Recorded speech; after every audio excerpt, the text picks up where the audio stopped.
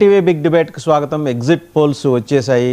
దాదాపు అందరూ ఊహించినట్టుగానే ఈశాన్య రాష్ట్రాల్లో ఫలితాలలో మరి మమతా బెనర్జీ గెలుపు దిశగా పయనిస్తున్నారు. ఇటు హిమంత్ బిశ్వ శర్మ విక్టరీని ఎవరు అడ్డుకునే పరిస్థితి అక్కడ కనిపించలేదు. ఇటు దక్షిణాది రాష్ట్రాల్లో చూస్తే కనుక తమిళనాట డిఎంకేనే మరి మార్జిన్స్ చెప్పలేం, కానీ డిఎంకే అలయన్స్ గవర్నమెంట్ ఫామ్ చేయబోతోంది అనేది స్పష్టంగా కనిపిస్తున్నది. కేరళలో అయితే యూడిఎఫ్ స్పష్టమైన ఆధిక్యం ప్రదర్శిస్తున్నట్టుగా ఎగ్జిట్ పోల్ అంచనాలు తెలియజేస్తున్నాయి.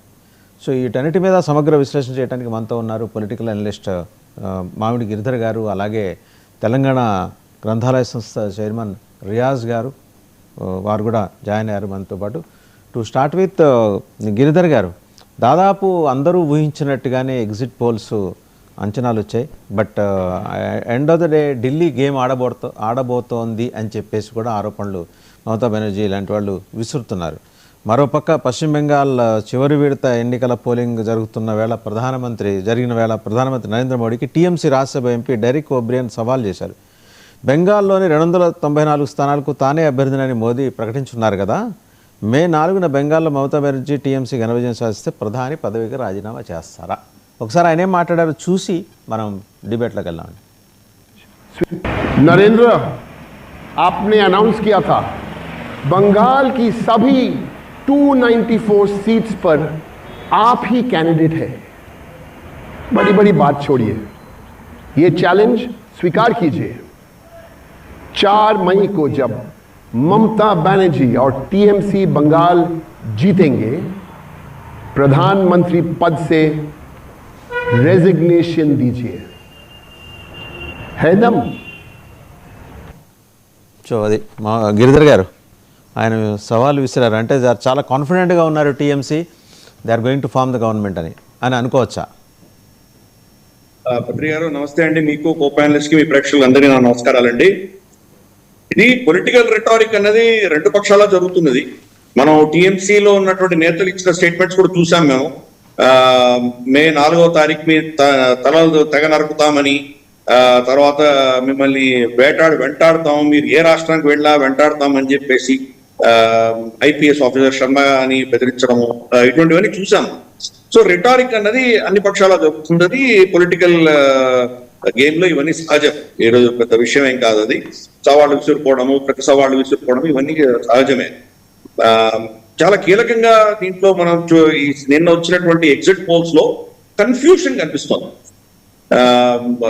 సర్వే రిజల్ట్స్ ఇచ్చినటువంటి సర్వేల ఎవరైతే కంపెనీలు ఉన్నాయో సగం మంది ఏమో టీఎంసీ గెలుస్తుంది, టీఎంసీ గవర్నమెంట్ ఫామ్ చేయబోతుందని చెప్తున్నారు. సగం మంది ఏమో లేదు బీజేపీ ఫామ్ చేస్తుందని చెప్తున్నారు. ఎంత కన్ఫ్యూజన్ ఉందో చూడొచ్చు. చాలా కొన్ని సర్వేలు అయితే కనుక మధ్యస్థంగా వదిలేశారు. 130 నుంచి 150 వరకు వస్తున్నాయి వీళ్ళకు టీఎంసీ అని చెప్పి వదిలేశారు. అంటే గెలవచ్చు, ఓడిపోవచ్చు. అదేం సర్వేనో నాకు అర్థం కావట్లేదు. సో ఇటువంటివన్నీ కూడా అంటే ఎంత కన్ఫ్యూషన్ ఉందో కూడా అర్థం చేసుకోవచ్చు. రెండో విషయం ఏంటంటే కనుక నిన్ననే జరిగినటువంటి పోల్స్ ఏవైతే రెండవ దఫా జరిగినటువంటి ఎన్నికలు ఏవైతే ఉన్నాయో దాని యొక్క విశ్లేషణ ఇంకా వాళ్ళకు రాలేదు. అప్పటికప్పుడే అర్ధగంటలో అనౌన్స్ చేయడం అన్నది ఒక ప్రశ్న. ఎందుకంటే యాక్చువల్ గా మనకు సర్వే అన్నది దానికి ఒక ప్రాసెస్ ఉంటుంది. అందరి దగ్గర రెస్పాన్స్ తీసుకోవాలి, దాన్ని కొలేట్ చేయాలి, దాన్ని డెమోగ్రఫీ దృష్ట్యా దాన్ని బ్రేక్ చేసుకోవాలి. తర్వాత మనకు వచ్చేటువంటి పర్సంటేజ్ ఓట్స్ ఆధారంగా వాళ్ళు ఎన్ని సీట్లు వస్తాయని చెప్పి అదొక పెద్ద వేరే ఎక్సర్సైజ్. ఇవన్నీ జరగకుండానే అప్పుడే అనౌన్స్మెంట్ చేయడం అన్నది ఇదొక పెద్ద ప్రశ్నగా మనం చూడాలి. ఎందుకంటే ఇవన్నీ కూడాను చాలా ఒక విధమైన కన్ఫ్యూజన్ లో ఉంది ఆ స్టేట్ అంతా. కానీ ఒక విషయం గ్యారంటీ, గతంలో ఉన్నటువంటి సీట్లు బీజేపీకి ఉన్న సీట్ల కంటే కూడా గణనీయంగా పెరగబోతున్నాయి అన్నది ఒకటి మనకు అర్థం అవుతుంది. రెండవది, టీఎంసీకి గతంలో ఉన్నటువంటి మెజారిటీ 200 పైచీలకు వస్తున్నటువంటి సీట్లు ఇప్పుడు రావట్లేదు అన్నది కూడా మనకు అర్థం అవుతుంది. ఒకవేళ టీఎంసీ ప్రభుత్వం ఏర్పాటు చేసినా మార్జినల్ గానే ఉండబోతోంది. వాళ్ళకి జస్ట్ సింపుల్ మెజారిటీతో వాళ్ళు చేసేటువంటి అవకాశాలు ఉన్నాయి. అదే బీజేపీకి కూడా అదే పరిస్థితి. మరి ఒకవేళ మెజారిటీకి కొన్ని తక్కువ సీట్లు వస్తే మరి కమ్యూనిస్టులు తర్వాత కాంగ్రెస్ లాంటి వాళ్ళు మరి సమర్థన ఇచ్చి మమతా బెనర్జీని మళ్ళీ చీఫ్ మినిస్టర్ చేస్తారా? ఇది కూడా ఒక అంశం మనం గమనించాలి. కీలకంగా మనకు చూడవలసింది ఏంటంటే కనుక ఈ కన్ఫ్యూషన్ అన్న దానికి ఒక మూల కారణం ఏంటంటే ఎగ్జిట్ పోల్స్ అన్న ప్రక్రియలో ఓటు వేసి వచ్చిన వాళ్ళని నార్మల్ గా ఈ సర్వే టీం వాళ్ళు వెళ్ళి అడుగుతారు, ప్రశ్నిస్తారు. మీరు ఎవరికి ఓటు వేశారనో లేదా ఎవరు వస్తున్నారని ఇటువంటి ప్రశ్నలు అడుగుతారు.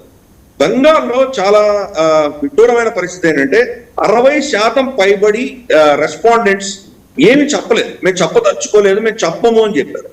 కాబట్టి వీళ్ళు తీసుకున్నటువంటి సర్వే నంబర్లు ఎన్ని, ఆ సర్వే నంబర్లలో వీళ్ళు అడిగిన ప్రశ్నలకు సమాధానాలు ఇచ్చిన వాళ్ళు ఎంతమంది, కాబట్టి ఇవన్నీ కూడా పెద్ద ప్రశ్నలు మనం అక్కడ గమనించాలి.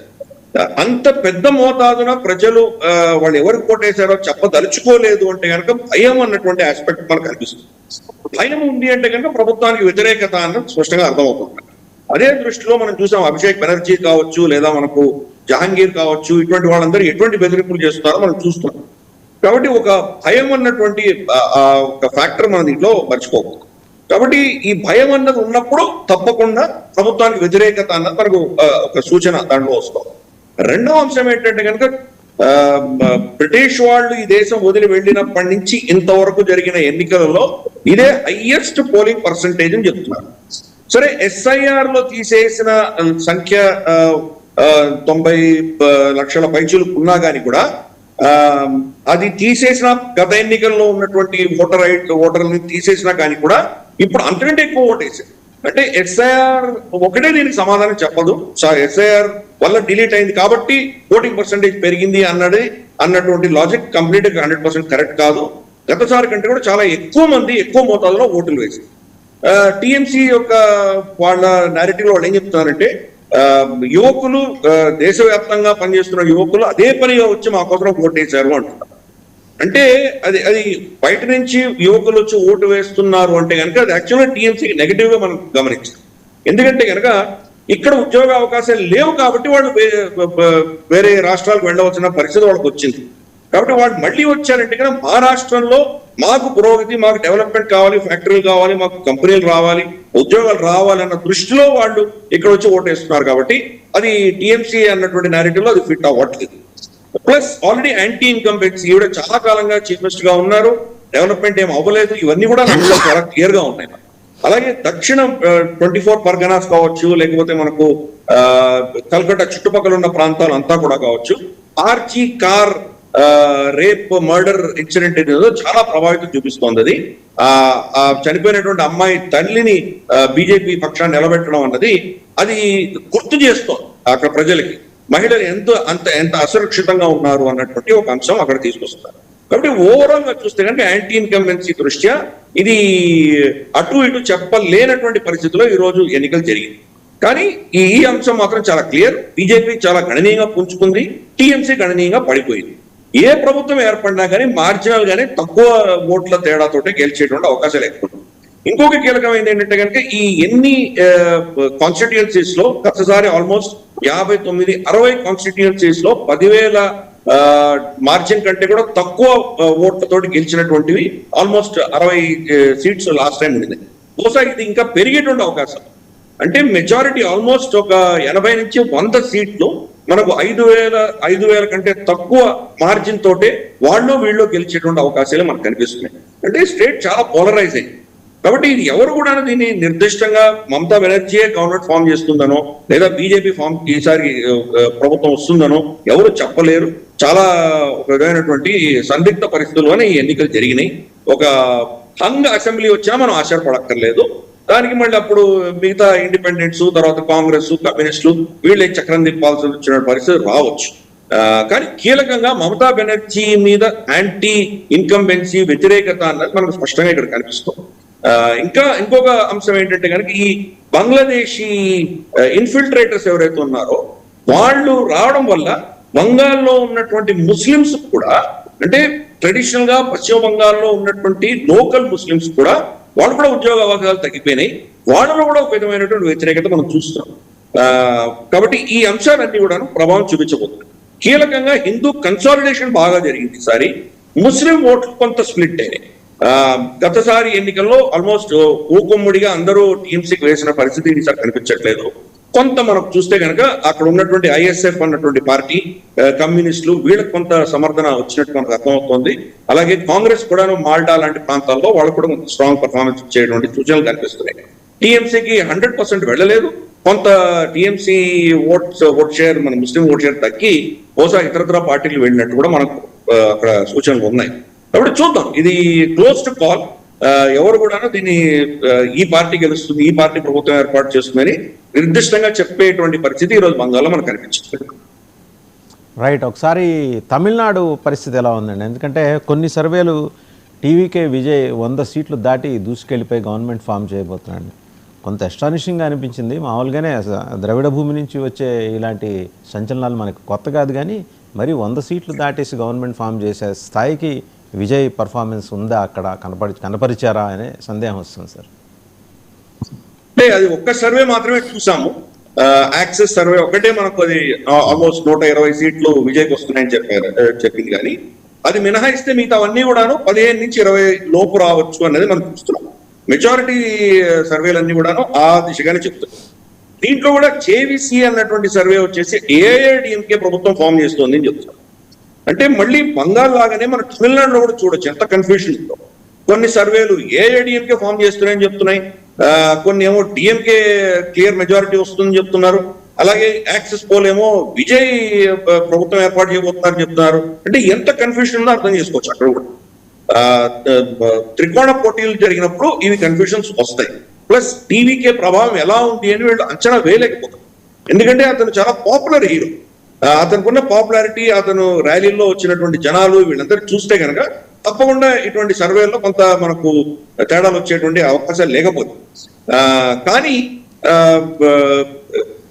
అక్కడ క్లియర్ మెజారిటీ ఏ పార్టీకి వస్తుంది అన్నది కూడా ఇది కూడా పెద్ద ప్రశ్నగానే నాకు అనిపిస్తుంది. బహుశా తమిళనాడులో కూడా బంగాల్లో లాగానే కొంత మార్జినల్ గా ఏ ప్రభుత్వం ఏర్పాటు చేసినా కానీ మార్జినల్ గానే ఉండబోతోంది.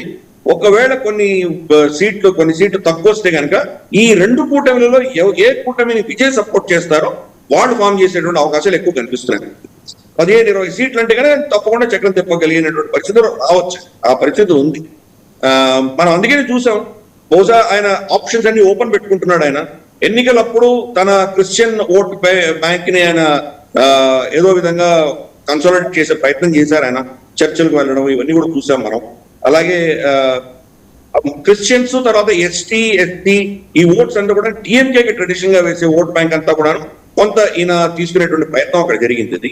ఎన్నికలు అయిపోయిన తర్వాత ఆయన అక్కడ ఉన్నటువంటి ఆలయాలకు వెళ్ళడం, తిరుది బాబా మందిరాలకు వెళ్ళడం ఇవన్నీ కూడా చూశారు. బహుశా ఒక గ్రౌండ్ ప్రిపేర్ అవుతుంది. అవకాశం ఉంటే ఎన్డీఏ కూటమిలో వెళ్ళొచ్చు, లేదంటే మళ్ళీ డిఎంకేని సపోర్ట్ చేసి అక్కడ కూడా వెళ్ళేటువంటి అవకాశాలు లేకపోలేదు మనకు. సో ఇది కూడా మనకు కంప్లీట్ గాను ఒకటే ఏకపక్షంగా డిఎంకే గెలుస్తుందనో లేదా వచ్చినాయి సార్. గిరిధర్ గారు కొన్ని అబ్జర్వేషన్స్ హిందూ వ్యతిరేక భావజాలాన్ని ఈ గడిచిన 3-4 ఏళ్ళు విపరీతంగా వెళ్ళగ